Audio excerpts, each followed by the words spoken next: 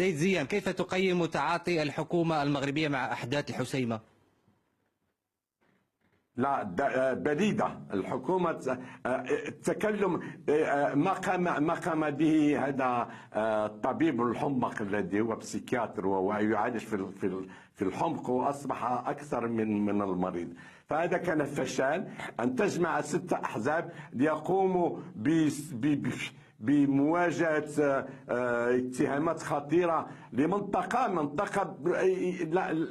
لا قوتها ولا تاريخها ولا إمكانياتها الوطنية والدولية. يعني لابد أن نعرف بأن الدياسبورا، الجالية الريفية في العالم، هي في طليعة بعض مراكز القرار في كندا، في هولندا، في فرنسا، في ألمانيا. لم يكن من حقه أن يتلاعب مع القبائل الريفية، لأن القبائل الريفية لا تقبل التلاعب مع مصير أولادها. طب سيد زيان، ناطق رسمي باسم الحكومة السيد مصطفى الخلفي صرح أمس تصريح إيجابي، قال إنه يجب التعاطي إيجابا مع مطالب الحراك الحسيمة. ولكن بعدين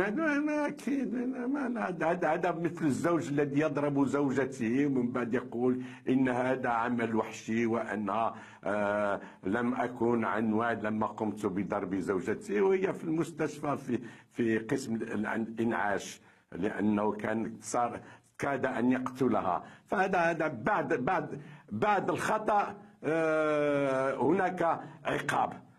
هذا اعتراف من طرف الحكومة أنها خطأت في تصوراتها، في تحليلها، في اقتراحاتها. عليها أن تقدم استقالتها ولو دامت فقط 8 أيام ولا شهر. وأنا أتذكر في إيطاليا بنيت الديمقراطية أن هناك حكومات في فرنسا وفي إيطاليا في الماضي لم تدم أكثر من 24 ساعة. الحكومة خطأت. أين أخطأت هذه الحكومة سيد زيان؟ أين أخطأت؟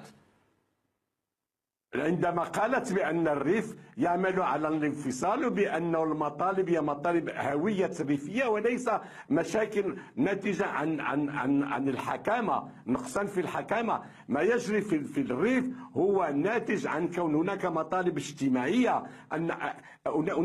هل تعلم أن هناك ما يسمى في المغرب مساطر مرجعية القضائية يسمح لأي كان أن يتهم أي كان ويصدر في حقه متابعات ومذكرة بحث ويبدأ بابتزازه ويدخل السجن، وفي آخر المطاف يبرأ، لأن نفس الشخص الذي اتهمه يبرئه مقابل أموال مالية. وهذا يجري منذ سنة 1996، 21 سنة ونحن نعيش في المساطر المرجعية في الريف. ماذا يعني هذا؟ هذا ابتزاز لقبائل الريف ولرجالاته.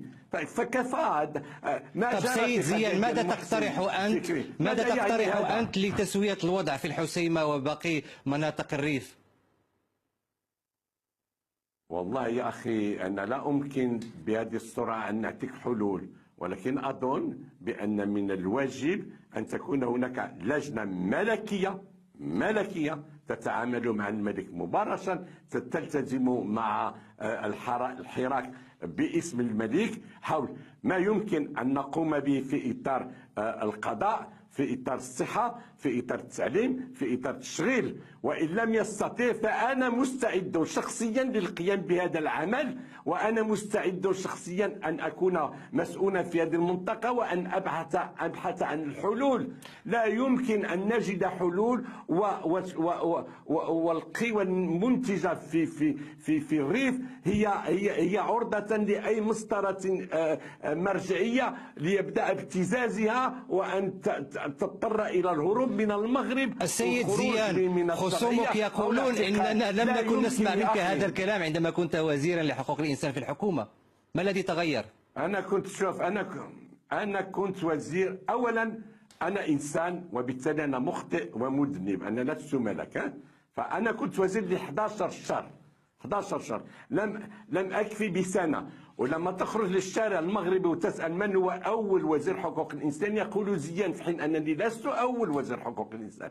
وإذا قلت للشارع المغربي من هو آخر وزير حقوق الإنسان يقول زيان، وأنا لم أكن، أنا لست آخر وزير حقوق الإنسان. 11 شهر طبعت الوضع الحقوقي في المغرب، اعترفت بأمنيستي انترناسيونال، دخلت برامج تكوينية في المدارس لمحاربة التطرف وفرض التسامح، قمت بفتح الأبواب السجون لجميع التلفزة العالمية، قمت بتطوير النظام الداخلي للسجون، وعملت سيد زيان، خصومك يقولون إنك سيد زيان خصومك يقولون إنك تسعى إلى الركوب على احتجاجات الريف لتحقيق أهداف سياسية، كيف ترد؟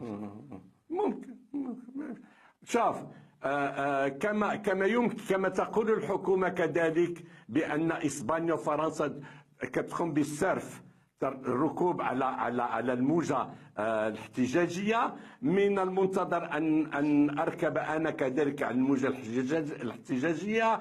ويمكن أن نقول بأنه ناصر الزفزافي كذلك يركب على الموجة الاحتجاجية، ولكن هناك حراك، هناك حقيقة، هناك مطالب، ويمكن أن تقول عني وعن غيري ما شئت، هذا لا يغير شيء في الواجب الحكومي لحل مشكلة حاليا في أقرب وقت ممكن باستعجال قبل حلول شهر رمضان فيما يخص منطقة الريف. وإلا سيد محمد زيان وزير حقوق الإنسان المغربي السابق، آسف ضايقنا الوقت، أشكرك جزيل الشكر على هذا الحوار. مشاهدي فرانس 24 لكم مني جزيل الشكر، وإلى عدد قادم من برنامج حوار، إلى اللقاء.